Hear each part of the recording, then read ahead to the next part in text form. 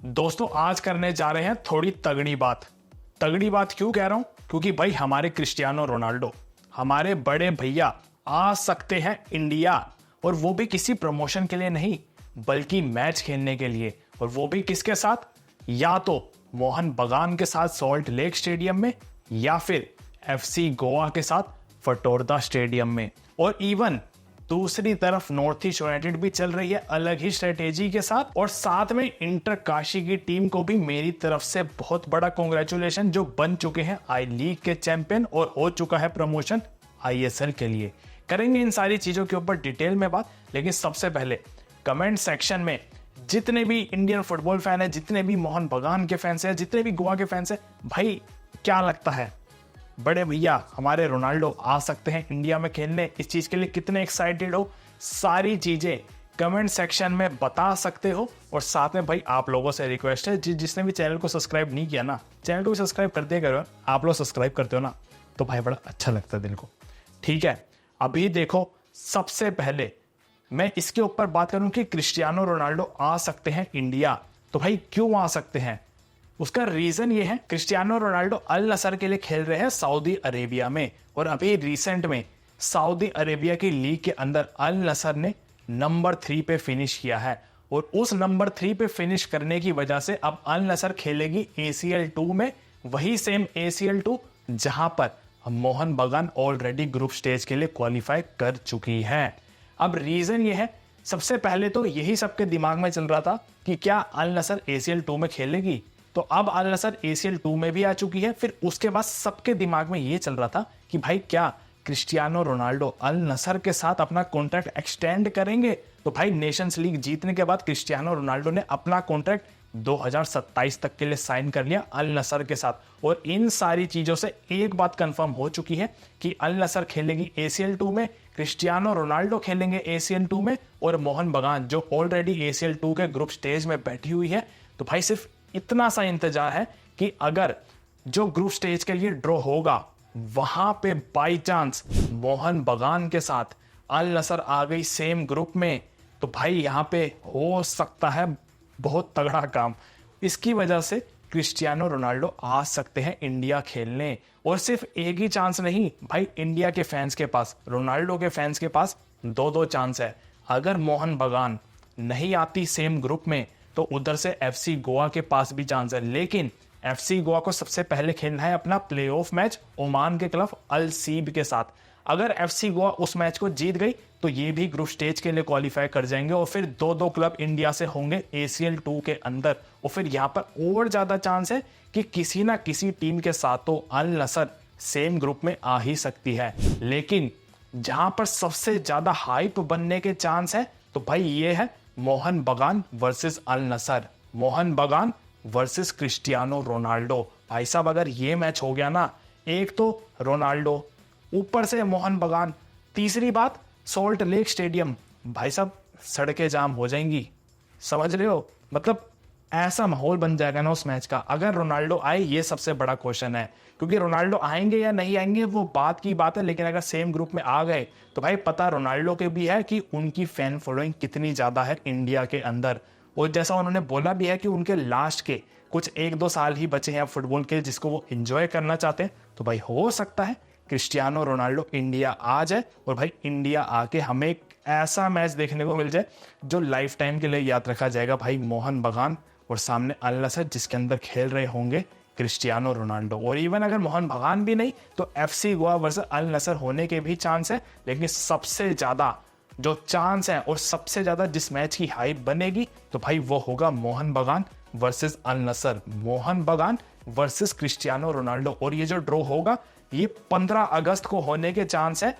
15 अगस्त को ये ड्रॉ हो जाएगा और उस दिन हमें पता चल जाएगा कि मोहन बगान और अल नसर सेम ग्रुप में है या नहीं। अगर सेम ग्रुप में होंगे तो क्रिस्टियानो रोनाल्डो भाई हमें दिख सकते हैं इंडिया में, और अगर सेम ग्रुप में नहीं हुए तो भैया फिर तो कुछ कह नहीं सकते। लेकिन सबसे बड़ी बात है कि क्रिस्टियानो रोनाल्डो क्या खेलने आएंगे या नहीं आएंगे, क्योंकि जैसे पहले नेमार की टीम अल हिलाल भी मुंबई सिटी के साथ ड्रॉ हुई थी तो नेमार खेलने नहीं आए थे। तो सारी चीजें भाई यहाँ पर क्रिस्टियानो रोनाल्डो के ऊपर है कि वो खेलना चाहेंगे या नहीं खेलना चाहेंगे। लेकिन सबसे बड़ी बात है, अगर मोहन बगान और अल नसर आ गए सेम ग्रुप में तो भाई साहब ये जो मैच है ना, इस मैच की टीआरपी कह लो, व्यूअरशिप कह लो, कुछ भी कह लो, ये इवन टिकट सेल कह लो, हर चीज़ के रिकॉर्ड टूटने वाले हैं इस मैच के अंदर। और मैं तो भाई ऐसा कहता हूँ, कितने सारे मोहन बगान के फैंस होंगे जो एक्साइटेड होंगे, और कितने सारे ऐसे भी होंगे जो भाई बस उम्मीद लगा रहे होंगे किसी तरह सेम ग्रुप में आ जाए। और अगर ऐसा हो गया तो भाई साहब ये मैच सारे रिकॉर्ड तोड़ने वाला है, मोहन बगान वर्सेस क्रिस्टियानो रोनाल्डो। इवन दूसरी तरफ अगर मैं नॉर्थ ईस्ट यूनाइटेड की ही बात कर लूँ ना, तो भाई साहब नॉर्थ ईस्ट यूनाइटेड इस समय जिस स्ट्रेटेजी के साथ चल रहे हैं ना, तो भाई यहां से देख के पता चल रहा है कि ये टीम ना इस साल कुछ और अलग ही काम के मूड में है। पिछले साल भाई साहब इन्होंने गोल्स की बारिश करी और जिस तरीके की परफॉर्मेंस दी, प्लेऑफ्स तक गए आईएसएल के, तो इस बार ऐसा लग रहा है कि ये अपनी कहानी को और आगे लेके जाना चाहते हैं। मैं क्यों कह रहा हूं ऐसा? एक तो टीम सबसे पहली टीम बनी भाई जिन्होंने अपना प्री सीजन स्टार्ट कर दिया, क्योंकि इनको अपना दुरांत कप का जो भाई साहब ट्रॉफी है उसको डिफेंड करना है, ठीक है।